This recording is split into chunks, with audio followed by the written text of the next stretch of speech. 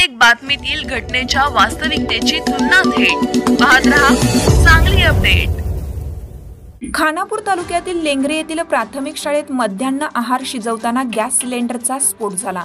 ही घटना आज मंगळवारी सकाळी 10च्या दरम्यान घडली। सुदैवाने कोणतीही जीवितहानी झालेली नाही।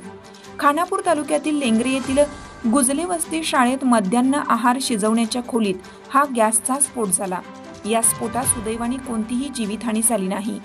घटनास्थळावरून मिळालेली माहिती अशी की खानापूर तालुक्यातील लेंगरे येथील गुजले वस्तीमध्ये जिल्हा परिषदेची 1ली ते 4थी पर्यंतची शाळा आहे। या शाळेत अंगणवाडीचे वर्गही भरवले जातात। आज मंगळवारी सकाळी शाळेत नेहमीप्रमाणे स्वप्नाली संतोष गायकवाड या मध्यान्ह भोजन शिजवण्यासाठी गेल्या। तेथे डाळी शिजवण्यासाठी गॅस सुरू केला असता या गॅसच्या शेगडीतून वेगळाच आवाज येऊ लागल्याने गायकवाड गॅस बंद करण्यासाठी धावल्या, मात्र त्याच वेळी मोठा जाळ झाला। यावर गायकवाड यांनी तातडीने बाहेर पडत आणि प्रसंगावधान राखत शाळेच्या आवारात आलेल्या विद्यार्थ्यांना बाहेर काढलं। याच दरम्यान जाळ वाढत असतानाच गॅसच्या सिलेंडरचा मोठा स्फोट झाला।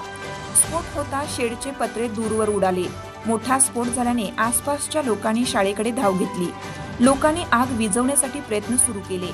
सुदैवाने कोणतीही जीवितहानी झाली नाही।